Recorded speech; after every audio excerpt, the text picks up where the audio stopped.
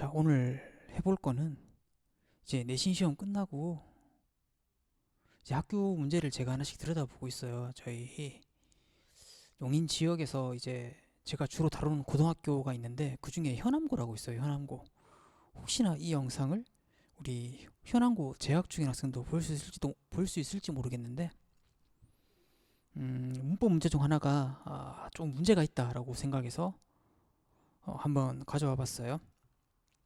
물론 문제에 정답에 문제가 있는 건 아닙니다. 문제의 논리상이나 어떤 정답 배치 이런 거에는 아무런 문제가 없어요.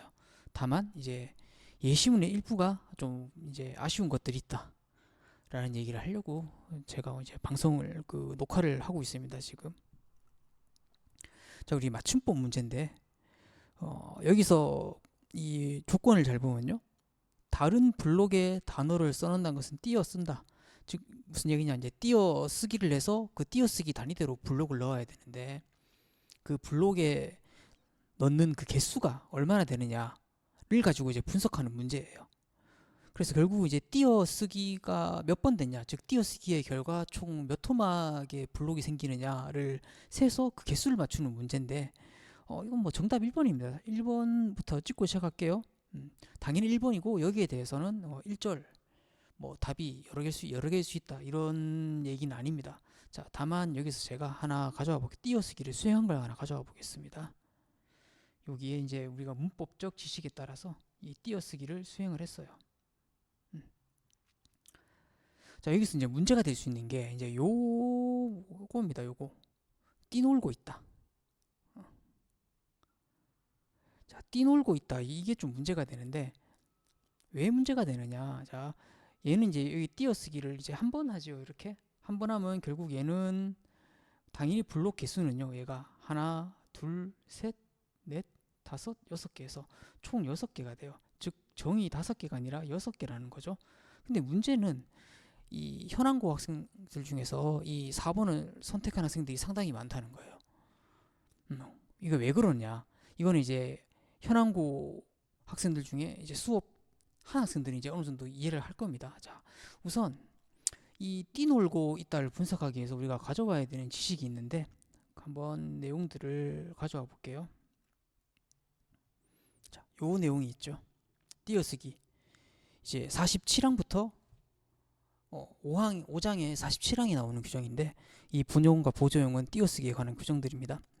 자, 여기에서 분용과 보조용 관계는 기본적으로는 띄었음을 원칙으로 하되 붙였음도 허용한다 라는 것이 골자예요.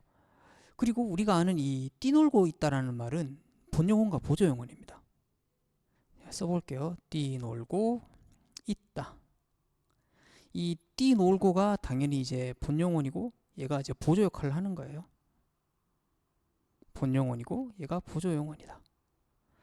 그러면 이제 우리가 원칙상에 따르면 얘는 이제 띄어 쓰는 게 원칙이지만 사실상 붙였어도 된다고 얘기를 하고 있죠. 근데 문제는 이제 요 단어 같은 경우는 앞말 이 띠놀고라는 말이 합성 용언이에요.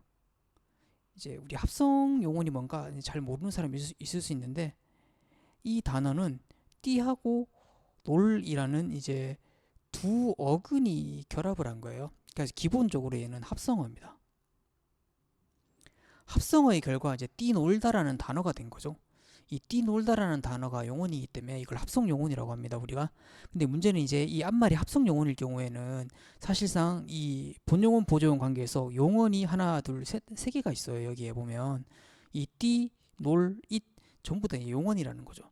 이 용언 세 개를 전부 다 띄어쓰기를 하게 되면 뭔가 의미가 분명하지 못하기 때문에 이런 경우에 앞말이 합성 용언인 경우에 띠 놀고 할 때를 이제 확실히 한 단어로 이렇게 붙여 써주고 있다를 무조건 띄어 쓴다. 이런 식으로 이제 규정이 되어 있습니다. 자, 근데 문제는 현황고에서 제가 아는 바로는 학교에서 다룬 적이 없어요. 지금 현암고 1학년에서 채택한 교과서가 이 미래엔 교과서예요. 미래엔 교과서. 혹시나 시청하시는 분들 중에 나중에 한번 찾아보세요. 미래엔 교과서에 분용원과 부조용원에 관련된 게 규정들이 나와 있거나 혹은 그 규정들을 엿볼 수 있는 그 사례들이 소개되어 있는지 보시면 아마 확인이 안 됩니다. 확인이 안 되고, 그리고 이제 우리 학교에서 이제 보충 수업으로 이제 프린트물을 주잖아요. 일반적으로 우리 이제 내신 준비한 학생들이면 다 알고 있을 텐데 거기도 없어요. 거기도 이제 조사에 관련해서 띄어쓰기 혹은 이제 뭐 수량 단위 의존 명사는 어떻게 띄어쓰나 뭐 한 마리 두 마리 할 때 이 마리 같은 경우는 어떻게 띄어쓰나 딱 그 정도의 언급만 나와 있고 나머지 언급이 없습니다. 이게 굉장히 문제라는 거죠. 이게 지금. 그리고 실제로 이제 저희 학원 원생 중에 현황고 학생이 제보한 바에 따르면 그 단톡방에 이제 아이들끼리 이제 정답을 공유하고 시험 끝난 날 이렇게 너는 몇 번이 틀렸니 나는 몇 번이 맞네 이런 소리를 이제 하죠. 서로 아이들끼리 그런 소리를 합니다. 근데 거기에서도 나온 바 이 4번을 선택을 해서 오답이 나온 아이들이 이제 꽤나 있다는 것을 이제 확인했어요. 여기에서 이게 상당히 문제가 있어 보입니다. 이런 것들은요. 차라리 보기를 줬으면 어떨까? 그쵸? 이 47항에 관련 것들을 보기로 주고 그렇게 되면 이렇게 문제를 못 냈겠죠. 왜냐하면 문제가 보다시피 지금 이것만 해도 상당히 길어요. 지금. 근데 여기에다가 이제 규정을 넣어줄 것 같으면 너무 또 힌트를 주게 되죠. 왜냐하면 맞춤 규정을 다 줘야 됩니다. 만약에 본용어과 보조용어만 골라서 주게 되면 이거는 너무 이제 정답을 간접적으로 알려주는 게 돼서 자료를 제시하기가 좀 애매했을 거예요. 그러면 최소한 이제 수업 시간에 좀 언급을 했으면 좋지 않았을까. 적어도 혹시나 학교 선생님께서 언급을 하셨을 수도 있어요. 그런데 학교에서 언급을 할 수 있었다 치더라도 너무 짧게 했거나 이러면 아이들이 미처 잘 인지를 못했겠죠. 아마 이런 부분이 그 내신 시험에 있어서 상당히 아쉬운 부분입니다. 아이들 그 1점이 이제 아쉬운 마당에 아마 누구는 맞추고 누구는 못 맞추고 물론 확실히 1번이 답이라서 그러면 뭐 애매한 4번을 제껴두고 1번을 택하면 되지 않느냐 이런 말을 할 수도 있지만 실제 이 피험자들 입장은 그렇지 않습니다. 이게 약간의 헷갈림도 이 정답을 망설이게 만들어요. 왜냐하면 중요한 시험이라는 걸 누구나 잘 알기 때문에 게다가 특히 이제 현황고 학생 같은 경우에는 제가 알기로는 재학생이 매우 적은 걸로 알고 있어요. 이렇게 재학생이 적은 경우에는 1등급에 들어갈 수 있는 그 인원수가 굉장히 작단 말이에요. 이 한 문제 한 문제 놓치는 게 그 1등급 될 수 있는 아이들을 뭐 2등급 후반까지 내려버릴 수 있는 이제 그런 사실 어마무시한 시험들입니다. 참 여러모로 아쉬운 시험들이에요. 이런 걸 보면요.